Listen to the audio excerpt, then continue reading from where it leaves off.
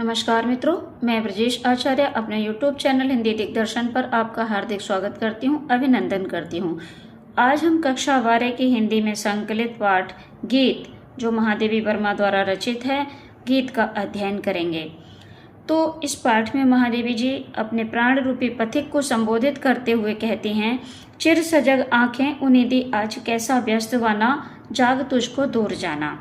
तो कहती हैं, हे पथिक, तेरी जो आंखें थीं, अपने प्राण रूपी पथिक से कहती हैं कि तेरी सदैव सजग रहने वाली जो आंखें हैं, आज उन्होंने आलस्य क्यों धारण कर रखा है। आज कैसा व्यस्त बना, तेरी वेशभूषा अस्त व्यस्त अव्यवस्थित क्यों है।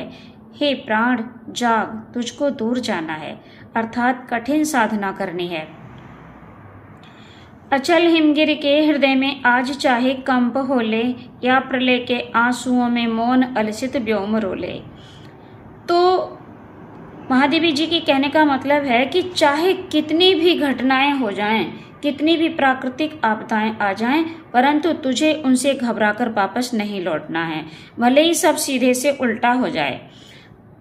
तो अचल हिमगिर के हृदय में आज चाहे कंप होले, भले ही अचल रहने वाला, सदैव से अचल रहने वाला जो हिमगिरी है, हिमालय है, आज उसका हृदय कांपने लगे।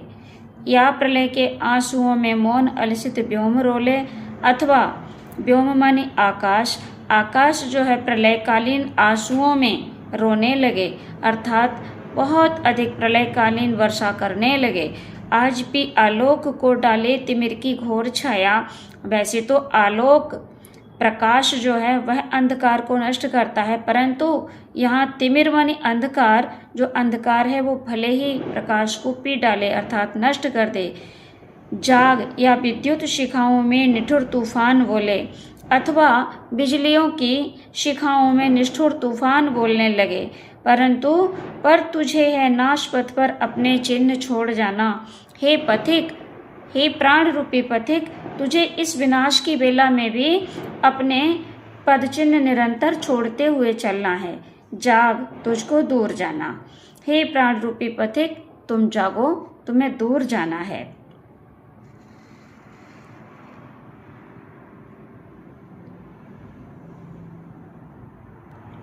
बांध लेंगे क्या तुझे ये मोम के बंधन सजीले।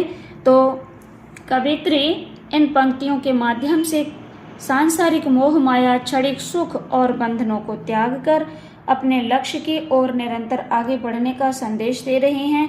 वे मानव को सचेत करते हैं कि अस्थायी सुख तुम्हें रोक नहीं सकते। तो कवित्री कहती हैं, क्या ये रंग बिरंगे सुंदर दिखने वाले सांसारिक मोह माया और रिश्ते नाते जो मोम के समान क्षणभंगुर हैं, तुझे अपने जाल में बांध कर लक्ष्य से भटका देंगे क्या। पंथ की बाधा बनेंगे तितलियों के पर रंगीले। क्या सांसारिक आकर्षण और रंगीन सुख सुविधाएं तेरे मार्ग में रुकावट पैदा कर देंगे। विश्व का क्रंदन भुला देगी मधुप की मधुर गुनगुन। क्या भौरों की मधुर गूंज तुम्हें दुनिया के दुखों और अपने वास्तविक उद्देश्य को भुला देगी। कवित्री कहती हैं कि ये जो भौरों की गुंजार मधुर सुनाई जो दे रही है, ये दुनिया के दुखों को भुला करके तुम्हारे अपने वास्तविक उद्देश्य को भुलाने में समर्थ हो सकेगी क्या। क्या डुबा देंगे तुझे ये फूल के दल ओस गीले। इन पुष्प दलों पर पड़ी हुई ओस की बूंदें क्या तुम्हें डुबा देंगी। तू न अपनी छाह को अपने लिए कारा बनाना। महादेवी जी कहती हैं, तू न अपनी छाह को अपने लिए कारा बनाना, जाग, तुझको दूर जाना। महादेवी जी कहती हैं कि तू अपनी परछाई अर्थात अपनी मोह माया निराशा को ही अपना कारागार मत बना, क्योंकि तुझे बहुत आगे तक जाना है, अपने महान लक्ष्य तक पहुंचना है। तो ये कविता निराशा छोड़कर जागरूक होने और अटूट मेहनत से अपने पथ पर चलने की प्रेरणा देती है। कवित्री कहती हैं, वज्र का उर एक छोटे अश्रुकण में धोग लाया, दे किसे जीवन सुधा दो घूंट मदरा मांग लाया।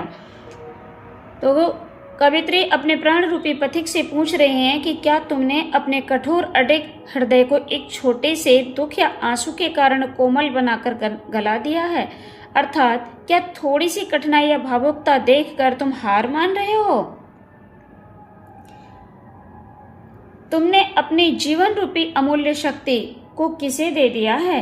दे किसे जीवन सुधा दो घूंट मदरा मांग लाया।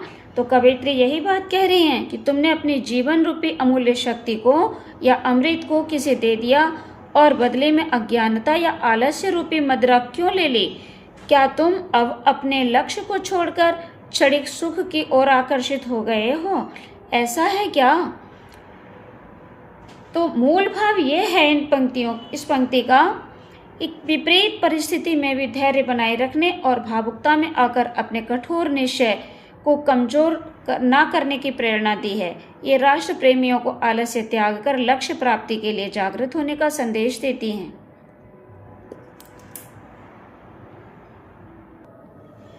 सो गई आंधी मलय की बात का उपधान ले क्या, विश्व का अभिशाप क्या चिर नींद बनकर पास आया। तो महादेवी जी कहती हैं, तुम्हारे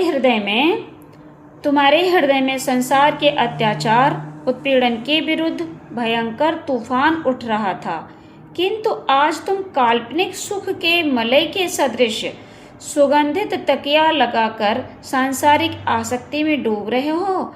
इस प्रकार तुम निरंतर अपने जीवन लक्ष्य से दूर होते जाते हो। विश्व अभिशाप की निद्रा में आज सुख भोग रहा है, वह अभिशाप आज तुम्हें भी मोहित कर रहा है। तुम भी आलस्य तथा प्रमाद की नींद सोने लगे हो। इसी कारण कवयित्री प्रश्न करती है कि संसार की पीड़ा के शाप को देखकर तुझे स्थायी निद्रा ही प्राप्त हुई है। ये मोहक सांसारिक बंधन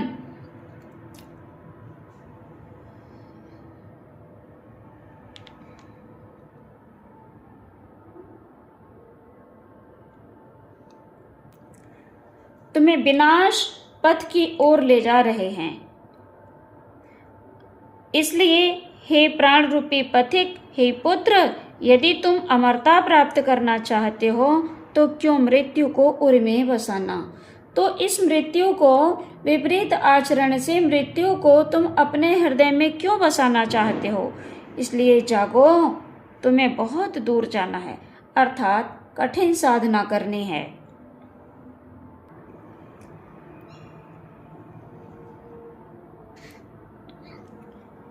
कहना ठंडी सांस में अब भूल बह जलती कहानी, आग हो उर में तभी दृग में सजेगा आज पानी।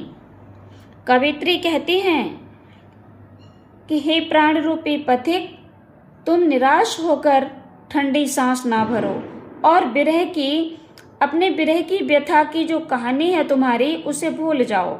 अपने अतीत की प्रेम गाथा को निराशा पूर्वक किसी से कहना मूर्खता है, इसलिए इसे भूल जाओ।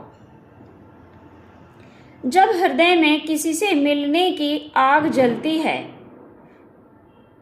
तभी आंखों में आंसुओं का जल भी होता है। जब परमात्मा से मिलने की आग तुम्हारे हृदय में जलेगी, तभी उसके प्रेम में, उसके भक्ति प्रेम में डूब करके तुम्हारे नेत्रों में आंसू आएंगे।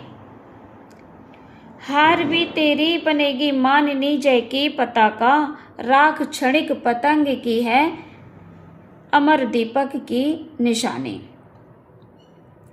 तो कवयित्री कहते हैं कि तुम्हारे नेत्रों में विरह के आंसू उस वियोग के कारण ही हैं, उस वियोग के कारण ही हैं। उस प्रणय कथा में ऐसी अग्नि है जो तुम्हारे हृदय को शक्ति संपन्न बना रही है।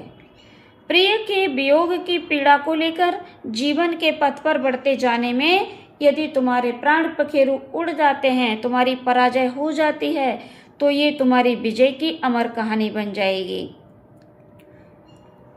तुम अपनी साधना में हार भी गए और प्रिय प्राप्ति के मार्ग में मिट भी गए, तो भी तुम्हारी जीत होगी, क्योंकि ऐसा होने पर तू अपने प्रिय में मिल जाएगा। दीपक की लौ पर जलकर मिटने वाला पतंगा, राख क्षणिक पतंग की है अमर दीपक की निशानी। तो महादेवी जी कहती हैं कि दीपक की लौ पर जलकर मिटने वाला पतंगा ही दीपक को सदा अमर बनाता है, जबकि दीपक कर पतंगा जलकर राख हो जाता है। पतंगा क्षणभंगुर है, परंतु दीपक सदा अमर है, क्योंकि इस हे प्राण, इस अंगार शैया पर तुझे मृदुल कलियां बिछाना, जाग तुझको दूर जाना। तो कवित्री कहती हैं कि साधना पथ में आने वाले कष्टों को सहकर भी, बहुत कष्ट आते हैं जब हम कोई अच्छा काम करने को चलते हैं तो हमें बड़ी कठिनाइयों का सामना करना पड़ता है, तो इन सब का सामना करते हुए तुझे कोमल कलियां बिछाना है, प्रेम भावना को अंगारों के ऊपर बिछाना है और अपने सुखों का त्याग करना है। अतः तुम जाग जाओ, तुम्हें अपने गंतव्य को प्राप्त करना है। ये पाठ यहीं पूर्ण होता है। पाठ नहीं, गीत पूर्ण होता है, गीत नंबर 1।